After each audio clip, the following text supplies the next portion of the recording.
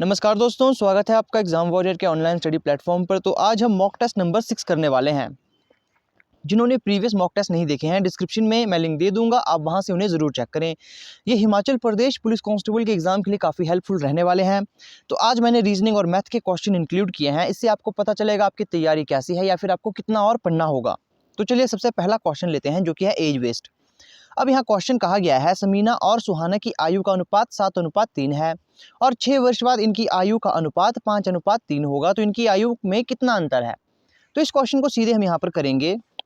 यहाँ देखोगे हमारे पास प्रेजेंट की जो आयु का रेशो दिया गया है समीना और सुहाना का, तो वो है हमारे पास कितना? तो वो 7:3 गया है। फिर कहा है 6 वर्ष बाद, मतलब फ्यूचर की बात हो रही है। 6 वर्ष बाद कहा गया है 5:3 रहेगी ये आयु का रेशो। तो हमने जो ट्रिक सीखी थी, तो यहाँ इसका डिफरेंस लो, इसका डिफरेंस होगा 2।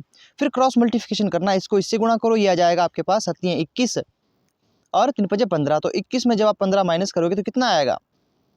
तो ये आ जाएगा हमारे पास 6। तो इस 6 को नीचे लिख लो। अब जो ये 6 जितनी साल हमने आगे लिया है या फिर जितनी साल पीछे लिया होता तो उसे यहाँ पर गुणा कर देते हैं।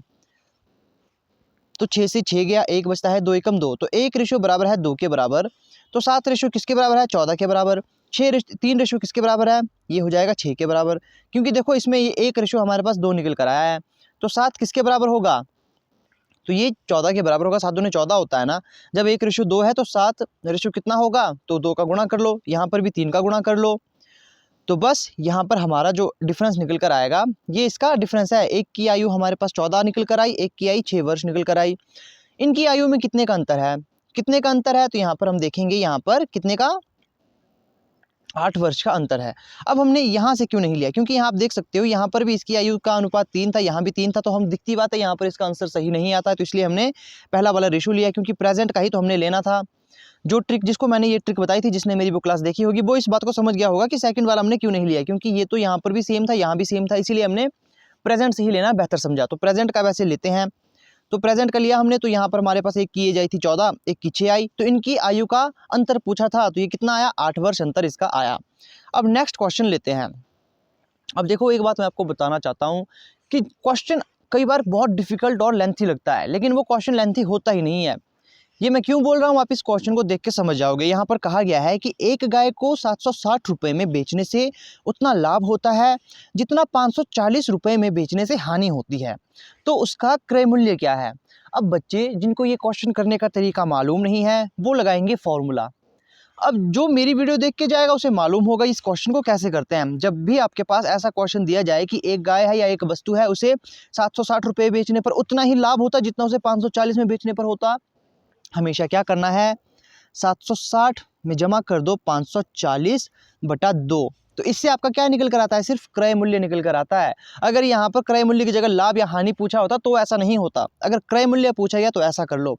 क्रय मूल्य पूछा है तो यहाँ पर हम देखेंगे इसका क्रय मूल्य, जब इसको प्लस करेंगे तो कितना आएगा? ये हमारे पास आ जाएगा लगभग 1300 ही आएगा। 2 से भाग दे दो, 6 दूनी 12, 5 दूनी 10, तो 650 रुपये उसका क्रय मूल्य था। देखा आपने, सिर्फ 2 लाइनों में ही या फिर 2 स्टेप में पूरा क्वेश्चन आपका सॉल्व हो चुका है। तो 650 रुपये उसका क्रय मूल्य था। तो हर एक क्वेश्चन का टाइप हम करके जाएंगे, क्योंकि कई बार क्या होता है, हम एडवांस लेवल के क्वेश्चन पढ़कर जा रहे हैं, लेकिन क्वेश्चन आ जाएगा ऐसे में।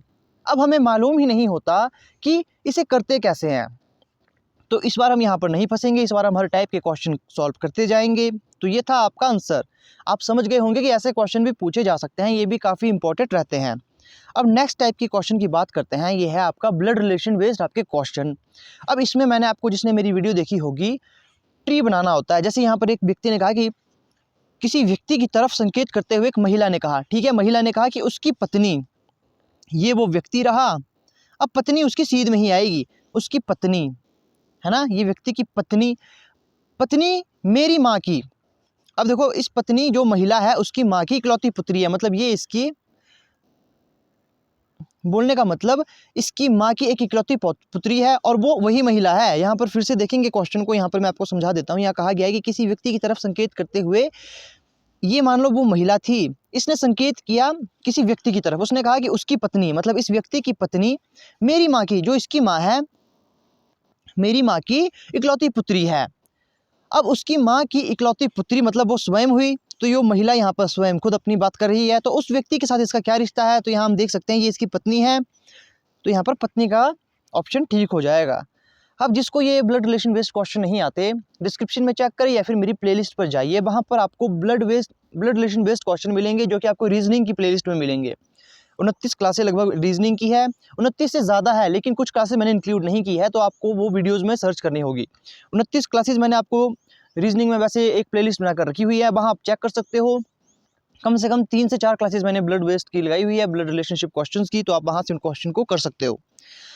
नेक्स्ट क्वेश्चन है हमारे पास टाइम एंड वर्क का। अब इसकी काफ़ी अच्छी शॉर्ट ट्रिक मैंने आपको करवाई हुई है, जिसने मेरी डेली बेस पे वीडियो देखी है वो जानता है इसकी शॉर्ट ट्रिक क्या है।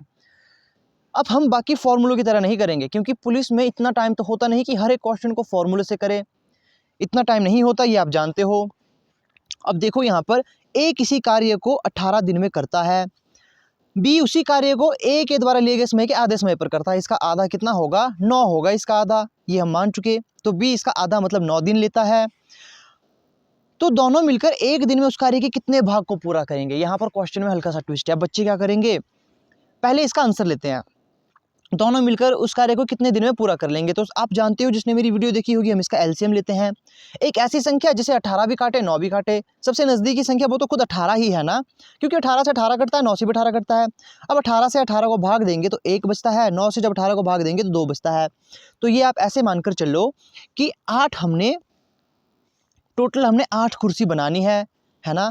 और ए एक दिन में 1 कुर्सी बनाता है और बी एक दिन में 2 कुर्सी बनाता है। तो एक दिन में कितनी कुर्सी बनाएंगे? 3 कुर्सी बनाते हैं। क्वेश्चन में कहा गया है कि दोनों मिलकर एक दिन में उस कार्य के कितने भाग को पूरा करेंगे। तो एक दिन में वो 3 कुर्सी बनाते हैं। कितनी कुर्सी बना रहे हैं? 3 कुर्सी बना रहे हैं। कितना काम बच गया? तो 3 जब 18 में माइनस करेंगे तो 15, टोटल काम हमारे पास 18 दिया गया है। तो इसे आप रेशो में काटो तो ये होगा हमारा 3 पंजे 15, 3 छके 18। अब ये काम तो हमारे पास बच गया है। तो किया कितना काम? तो 6 में से 5 माइनस करो तो 1/6 काम हमने पूरा कर लिया है। तो 1/6 हमारा आंसर यहाँ पर आ जाएगा। अब बहुत से बच्चों को समझ नहीं आया होगा, मैं समझा देता हूँ। फिर से देखो, यहाँ पर क्वेश्चन में ये नहीं कहा है कि वो कितने दिन में खत्म करेंगे या फिर कितना उन्होंने काम बच गया है उनका शेष, क्योंकि अक्सर टाइम एंड वर्क में यही पूछा जाता है कि कितने दिन में काम खत्म होगा और कितने दिन और शेष काम कितना रहा, ये पूछा जाता है। लेकिन यहाँ कहा गया है कि एक दिन उन्होंने मिलकर काम किया, तो एक दिन में उन्होंने 3 कुर्सी बनाई। कितने में से? 18 में से 3 कुर्सी बनाई। बची कितनी कुर्सी थी? टोटल कुर्सी तो 18 थी हमारे पास, क्योंकि यहाँ पर रेशो में ही पूछा गया है तो रेशो में ही हम आंसर लिखेंगे। 15 कुर्सी बना ली हमने, टोटल कुर्सी थी 18। माफ़ कीजिएगा, 15 कुर्सी अब बचती है, टोटल कुर्सी थी 18, क्योंकि 3 कुर्सी हमने बना ली एक दिन में, उसे हमने माइनस किया तो यहाँ 15 आया, टोटल कुर्सी 18 थी। तो इसे हम जब रेशियो में काटेंगे तो ये हो जाएगा हमारे पास 5 और ये आ जाएगा 6, मतलब 6/5 काम अभी बाकी है। माफ़ कीजिएगा, 5/6 काम अभी बाकी है। तो हुआ कितना काम? तो जब 5/6 काम बाकी है तो 1/6 काम ही तो शेष रहेगा ना, क्योंकि यही आपका टोटल वर्क होता है। तो यहाँ पर बटे में दिया गया था, इसीलिए मैंने 18 बटे में लिखा, क्योंकि यहाँ पर आंसर आपका बटे में है। तो 1/6 हमारा काम हो चुका एक दिन में। अगर पूछा गया तो शेष काम कितना रहा, तो शेष काम हमारा 5/6 दिन रहा। अब बात करते हैं आज के मेन क्वेश्चन की। अब यह है मेन क्वेश्चन आपका, यह है आपका 2 वेरिएबल लाइन बेस्ड आपका सिटिंग अरेंजमेंट। यहाँ पर आपके देखो, सिंगल लाइन तो मैंने करवाई नहीं, क्योंकि सिंगल लाइन अगर मैं आपको करवाऊंगा तो उसमें टाइम ज़्यादा कंज्यूम होगा। अगर मैं 2 लाइन सीधी आपको करवाता हूँ, 2 श्रृंखला वाली सिटिंग अरेंजमेंट पहले ही कराता हूँ, तो सिंगल लाइन वाली आपको ऐसे ही आ जाएगी। तो चलिए यहाँ पर शुरू करते हैं क्वेश्चन को। अब यहाँ कहा गया है कि 10 लोग एक समान क्रम में, ज़रूरी नहीं है कि जिस क्रम में ये बताया गया उसी क्रम में बैठे हो, 2 समांतर पंक्ति में बैठे हैं और एक दूसरे के विपरीत बैठे हैं। मतलब 2 पंक्ति है, कुछ का फेस यहाँ है और नीचे वाले यहाँ को देख रहे हैं, मतलब एक दूसरे के अपोजिट देख रहे हैं। अब यहाँ कहा गया है कि S, T, U, V और W उत्तर की ओर और J, K, L, M, N दक्षिण की ओर मुँह कर रहे हैं। मतलब S की जो श्रृंखला है वो यहाँ को देख रहे हैं और जो यहाँ पर J वाली श्रृंखला दी गई है वो यहाँ को देख रहे हैं। ये हमारे पास क्लैरिफाई कर दिया गया है कि कौन व्यक्ति कहाँ देख रहे हैं। अब कई बार क्वेश्चन में कहा होता है कि कोई आपका, जैसे आज यहाँ पे तो सीधा क्लियर हो चुका कि एक यहाँ को देख रहा है और एक यहाँ को देख रहा है, लेकिन ज़रूरी नहीं ऐसा ही हो।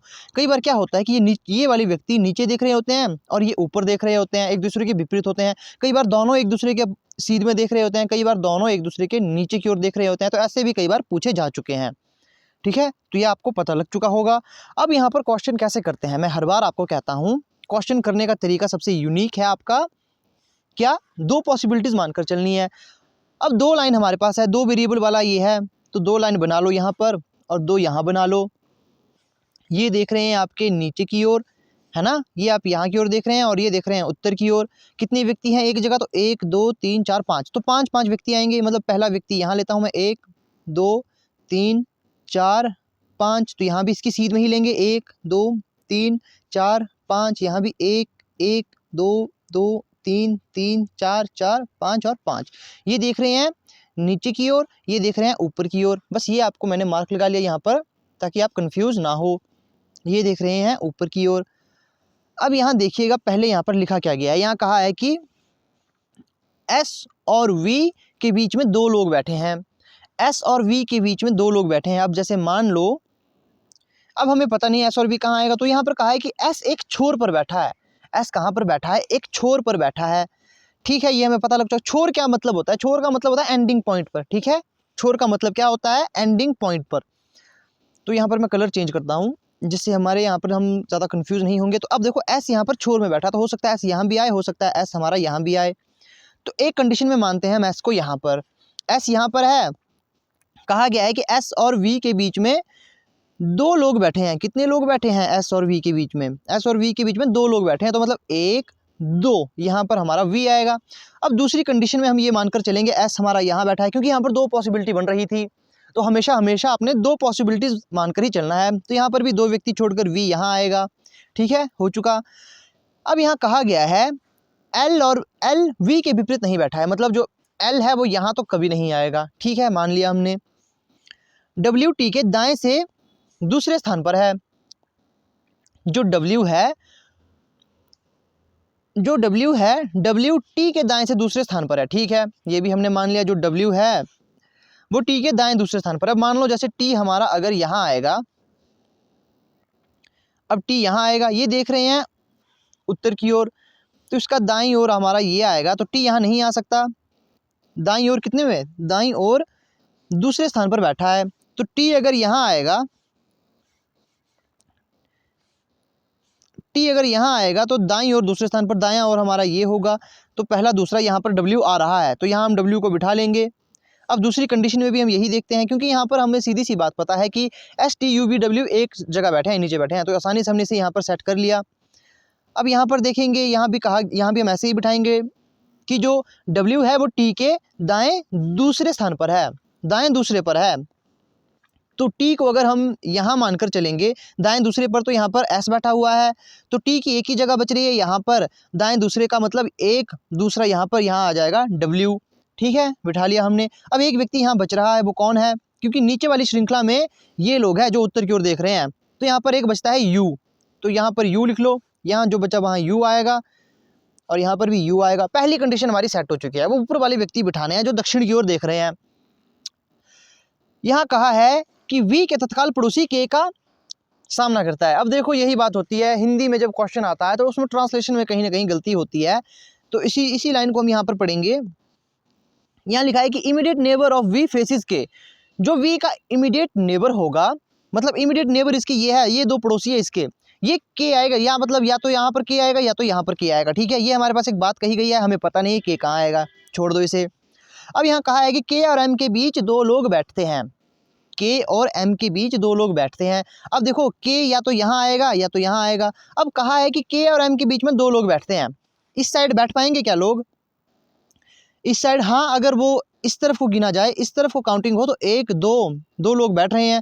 अगर के यहाँ पर है तो 2 लोग बैठेंगे क्या यहाँ, मतलब ये जगह तो इसकी कैंसिल हो चुकी है, ये जगह कैंसिल हो चुकी है, क्योंकि के और एम के बीच में 2 लोग बैठ रहे हैं। तो यहाँ पर 1 और 2 आ रहा है, लेकिन एम के लिए जगह ही नहीं बच रही है ना। यहाँ पर भी 1 और 2 आ रहा है, लेकिन एम के लिए जगह ही नहीं बच रही। इसका मतलब के तो हमारा फिक्स हो चुका है। के कहाँ पर आएगा, के की जगह फिक्स हो चुकी है, के आएगा हमारा यहाँ पर, के हमारा यहाँ पर आएगा। इस के को मैं यहाँ लिख लेता हूँ, के यहाँ पर आया। अब के और एम के बीच में 2 लोग हैं, तो मतलब 1 2, तो एम हमारा यहाँ आएगा। ठीक है, ये चीज़ बैठ चुकी। यहाँ पर भी ऐसे ही बिठाएंगे इसे। यहाँ पर भी कहा गया है, यहाँ पर भी हम वही बात मानेंगे कि वी के तत्काल पड़ोसी के सामने बैठे हैं, तो मतलब के यहाँ पर आएगा या फिर के यहाँ पर आएगा, तो के यहाँ पर ही आएगा, है ना, क्योंकि के और एम के बीच में 2 लोग बैठे हैं। अब आप सोच रहे हो सर यहाँ पर क्यों नहीं लिया आपने, अब के और एम के बीच में 2 लोग बैठे हैं, बैठ सकते हैं क्या 2 लोग यहाँ पर, 2 लोग तो बैठ गए। अब एम कहाँ बैठेगा, क्योंकि जगह तो 5 ही है, तो ये यहाँ पर के नहीं आएगा, तो के यहाँ पर आएगा। अब 2 लोग बैठे हैं इसके बीच में, तो 1 2, तो M हमारा यहाँ आएगा, बैठ चुका ये। J और L एक दूसरे के निकटतम पड़ोसी है। J और L एक दूसरे के निकटतम पड़ोसी है, मतलब J यहाँ भी आ सकता है, L यहाँ भी आ सकता है, या फिर L यहाँ भी आ सकता है, J यहाँ भी आ सकता है। लेकिन अगर आपने L के रिस्पेक्ट में एक बात सुनी होगी कि L V के विपरीत नहीं बैठा, L यहाँ नहीं आ सकता, L यहाँ नहीं आ सकता, इसका मतलब L यहाँ आएगा और आपका J यहाँ आएगा, है ना। ये बात क्लियर हो चुकी। अब ये दोनों यही क्यों आए, क्योंकि यहाँ कहा गया है J और M एक दूसरे के निकटतम पड़ोसी है। अगर देखो क्वेश्चन में कहा गया है पड़ोसी है, ठीक है, पड़ोसी है, तो जरूरी नहीं कि वो ऐसे निकटतम आए, तो हो सकता था वो M के इस साइड भी आए। लेकिन जब क्वेश्चन में ही लिखा गया हो कि निकटतम पड़ोसी है, क्या है, निकटतम पड़ोसी, तो उसका मतलब होता है बिल्कुल इसके साथ ही रहेंगे ये, तो यहाँ पर हमने बिठा लिया। अब L यहाँ क्यों नहीं है, क्योंकि ऊपर कहा गया है कि L V के विपरीत नहीं बैठेगा, तो इसलिए L को यहाँ बिठा लिया हमने, ठीक है। अब एक चीज बैठ रही है यहाँ पर, एक जो हमारा लास्ट बचता है वो है हमारा N। तो N को तो एक ही जगह बच रही है, N यहाँ भी आएगा, है ना, N यहाँ आ गया। यहाँ पर भी हम ऐसे ही बिठाएंगे, यहाँ पर भी हम L और J को बिठाएंगे। यहाँ मैं इसका कलर चेंज कर देता हूँ, तो यहाँ पर L आया, यहाँ पर हमारा J आया। अब N को एक जगह बच रही। अब सर कहोगे आप कि सर ये तो दोनों पॉसिबिलिटी ठीक हो गई, ऐसा कैसे हो सकता है। बहुत से क्वेश्चन में 2 पॉसिबिलिटीज ठीक होती है, लेकिन यहाँ पर दोनों पॉसिबिलिटी ठीक नहीं है। ऐसा क्यों, यहाँ कहा गया है N J के बाएं तीसरे स्थान पर है। जो N है वो J के बाएं तीसरे स्थान पर है। बच्चे क्या गलती करेंगे, वो कहेंगे सर ये देखो ये इसके बाएं तीसरे स्थान पर है, 1 2 3, हाँ वो बाएं तीसरे स्थान पर है। कैसे है तीसरे स्थान पर यहाँ पर, ये मुझे बताओ। ये दक्षिण की ओर देख रहे हैं, इसका बायां यहाँ को नहीं है, इसका बायां यहाँ को है। ये तो इसके दाएं तीसरे आ गया है, यहाँ पर कहा है बायां तीसरा चाहिए, ये गलत हो चुका, क्योंकि ये दक्षिण की ओर देख रहे हैं ना, सीधी सी बात है, दक्षिण की ओर देख रहे हैं, तो इसका बाएं यहाँ को आता है, दाएं यहाँ को आता है। ये तो यहाँ पर दाएं तीसरा आ रहा है, क्योंकि ये दक्षिण की ओर देख रहे हैं। अब यहाँ पर देखेंगे, ये व्यक्ति हमारे दक्षिण की ओर देख रहे हैं, और ये इसका बायां तीसरा, मतलब 1 2 3, हाँ बैठ रहा है, तो ये हमारा ठीक हो चुका है। तो इस तरह से ये क्वेश्चन होते हैं। बस हल्का सा आपने क्वेश्चन को थोड़ा ध्यान से पढ़ना है। तो ये थी आज की वीडियो। अब यहाँ से क्वेश्चन कैसे पूछे जाएंगे। अब क्वेश्चन ऐसे होते हैं कि हर कोई उसका आंसर देगा। जैसे कहा जाएगा कि V के अपोजिट कौन बैठा है, J बैठा है। फिर यहाँ से कहा जाएगा, मान लो ऊपर से कहा जाए कि L के बाएं दूसरा कौन बैठा है। अब L के बाएं दूसरा, इसका बाईं ओर ये होगा, बाएं दूसरे स्थान पर कौन है, तो N है बाएं दूसरे स्थान पर। या पूछा जाए M के दाएं तीसरे स्थान पर कौन है, तो M के दाएं तीसरे स्थान, दायां इस ओर है, तो 1 2 3, दाएं तीसरे स्थान पर K है। बस इस तरह के क्वेश्चन यहाँ से पूछे जाते हैं। मेन होता है आपने बस इन रीजनिंग के क्वेश्चन को समझना होता है। जो टफ लैंग्वेज का यहाँ इस्तेमाल किया जाता है, मतलब भाषा ही ऐसी रखी जाती है कि आप कंफ्यूज हो जाओ। तो सबसे पहली चीज, क्वेश्चन को ज्यादा नहीं पढ़ना है। बच्चे क्या करते हैं, बार बार पढ़ेंगे कि समझ आ जाएगा, उससे और कंफ्यूज हो जाते हैं। क्वेश्चन करने का एक सबसे बेस्ट तरीका मैं आपको बताता हूँ। जैसे यहाँ पर जब हम क्वेश्चन कर रहे हैं, तो जैसे हमारे पास S और V के बीच 2 लोग बैठे हैं, ये हमें पता लग चुका, 2 पॉसिबिलिटी बनाई, बैठ लिया। S एक छोर पर बैठा है, इससे हमें पूरा क्वेश्चन पता लग गया। बस आपने क्वेश्चन पढ़ते जाना है। फिर आपने याद रखना है, जैसे यहाँ पर L V के विपरीत नहीं बैठा है। अब जैसे L के रिगार्डिंग में और कहाँ बात हो रही है, तो L के रिगार्डिंग में यहाँ पर बात हो रही है। L और V का देखो ये एक दूसरे के अपोजिट है ना। फिर J और L का यहाँ पर बात हो रही है। तो बस आपने ये देखते जाना है कि किस तरह से क्वेश्चन यहाँ पर एक दूसरे से संबंध रखता है। जैसे मान लो S यहाँ पर यूज़ हुआ है, तो S और कहाँ यूज़ हुआ है, तो S एक छोर पर यूज़ हुआ है, तो देखो हमें यहाँ पर क्लू मिल गया था। वैसे ही हमें L V के विपरीत नहीं बैठा, ये भी हमें क्लू मिल गया था, क्योंकि L की बात यहाँ कही गई और J और L एक दूसरे के निकटतम पड़ोसी है, यहाँ से हमें पता लग चुका था। तो इस तरह से अपने क्वेश्चन ही पढ़ने हैं। और जो क्वेश्चन अब जब आप करते हो, तो हमेशा आपने कोशिश करनी है, कभी भी आपने पुलिस कांस्टेबल के एग्जाम में रीजनिंग और मैथ शुरू में नहीं करनी। शुरू में क्यों नहीं करनी, इसमें बहुत ज़्यादा टाइम कंज्यूम होता है। पहले आपने जीके वाले question, Hindi, English, current affair, science, ये सब पढ़नी है। पढ़नी तो क्या मतलब, आपने वहाँ पर इससे सॉल्व करना है। पहले ही आप रीजनिंग और मैथ करने लगोगे तो 100% गारंटी के साथ मैं कहता हूँ कुछ ना कुछ क्वेश्चन आपसे छूट ही जाएंगे। अब रीजनिंग आप पहले करोगे, उसमें क्या आपका जो नुकसान है वो मैं आपको बता देता हूँ। देखो रीजनिंग में बहुत टाइम कंज्यूम होता है। फिर क्या होता है कि 30 मिनट तक आपने रीजनिंग ही की और आपके हो चुके हैं 20 से 30 क्वेश्चन ही सॉल्व। तो बच्चा डिप्रेशन में चला जाता है कि अब इतना टाइम हो चुका, मैंने 20 ही क्वेश्चन किए। तो हड़बड़ाहट में भी कई बार क्वेश्चन गलत हो जाते हैं। अब जीके क्यों करना पहले, अरे जीके देखो 5 सेकंड में एक क्वेश्चन सॉल्व हो जाता है। मैथ के फॉर्मूले लगाने हैं, हमने कोई ट्रिक लगानी है नहीं, जो आता है उसे टिक लगाओ, जो नहीं आता है छोड़ दो, है ना, सीधी सी बात है। वो एंड में कर लेंगे। तो इस तरह से आपने करना है। तो आई होप आपको आज की वीडियो पसंद आई होगी। तो मिलते हैं आपसे अब नेक्स्ट वीडियो में।